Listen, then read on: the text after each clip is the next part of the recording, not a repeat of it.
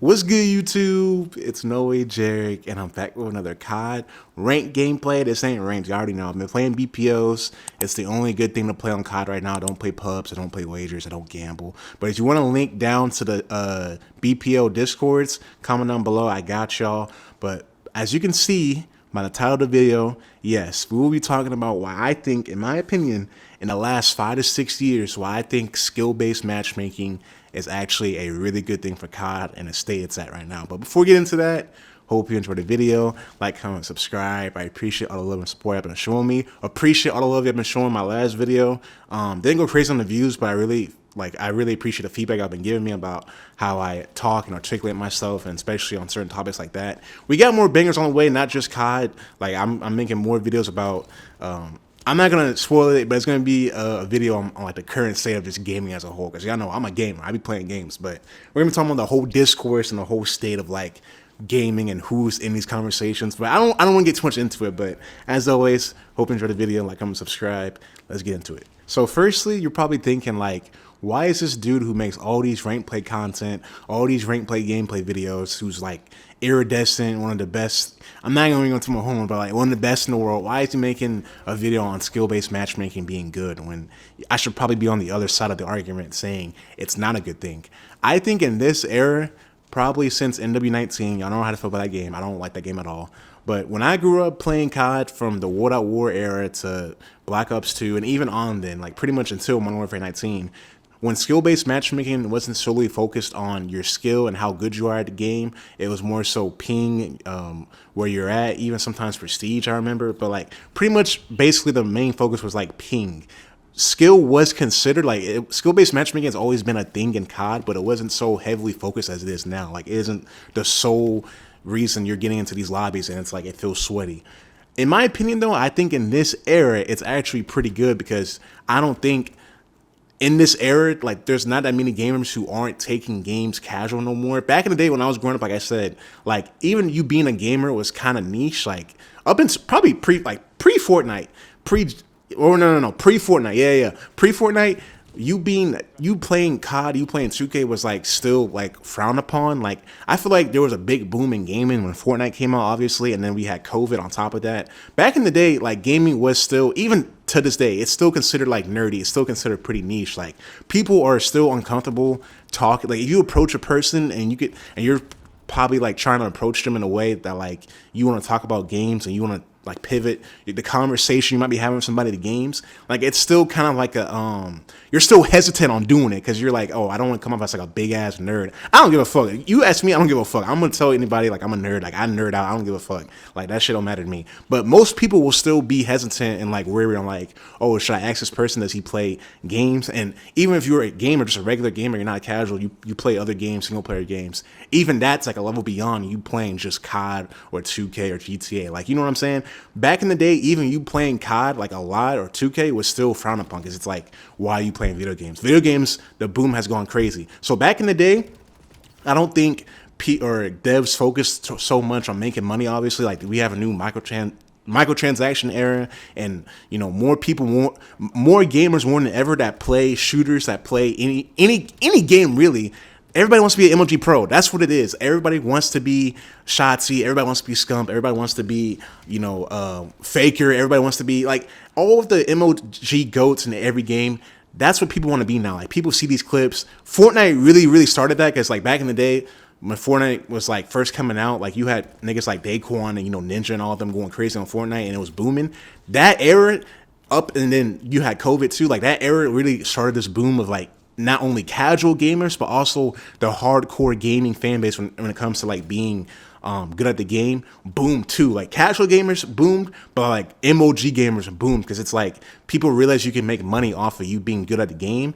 And people were like, if I try my absolute hardest, grind every day, I can be like an MOG pro, I can be a COD pro, Halo pro, Apex pro, whatever game you want to call it.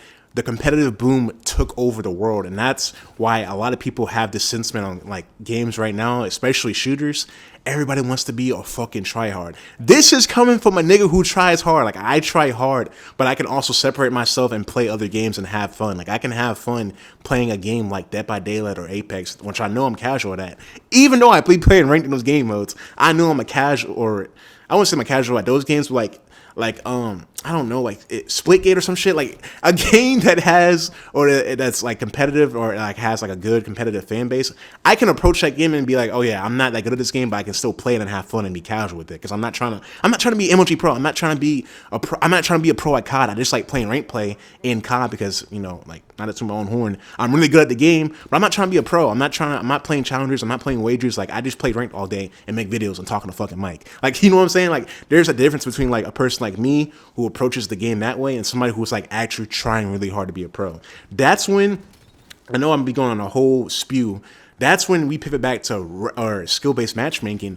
COD realized that like in NW19, the skill-based matchmaking like went crazy. I remember, bro, I was getting shit on in NW19. I was like, I can't believe how far I came from like that year until now. I'm like, first of all, that game was ass. You died in 2 bullets, and 2, like, the skill-based matchmaking, like, it was so different from other games. Like, I had like I think I had a .9 or a 1 KD like on the dot. Like, I was not good at NW19 at all. But I sort of realized, oh yeah, it's putting me in lobbies with people who are, because I was playing with like my friends who were better than me, and it's putting me in those lobbies. I'm like, oh, holy shit, I'm getting shit on because it's not my lobbies. And on top of that, like, skill-based matchmaking just went crazy. They weren't putting you in lobbies based off ping. It was solely on your skill level. But that shit, low key, and that, like I said, we pivot back to like the original title of the video and the original conversation. It's actually really good for people who are at a lower skill level than, you know, the pros, the fucking rank play demons, the wager demons. It protects those players. It protects the people who work 9 to 5, who want to come home, just hop on COD, get a few games in. It was like that back in the day. Don't get me wrong. It was like that, but it wasn't so damn, it wasn't the main focus of what I'm trying to say. Like, skill-based matchmaking is the main focus for COD now. They tried to do the little rug pull shit earlier when the beta came out, and they were like, oh, we have open matchmaking, which doesn't put you in lobbies solely off your skill. They rug pull that shit, and now every game in pubs is gonna feel like a fucking sweat fest because everybody's going hard as like, people are going hard as fucking pubs. Like, people were, I remember I had this one comment on TikTok, and this dude was like, what happened to the art of like pub stopping? I'm like, most people, for me, I've never been like a big pub guy. Like, I'm older now, and it's like, my mentality is, if I'm really good at a certain game, I'm gonna want to play the competitive rank mode in that game. Just me personally, like, some people think that's weird, like I sweat all day. I don't really call it sweating because I'm not going anywhere with it. I just like playing competitive ranked games if I'm good at it.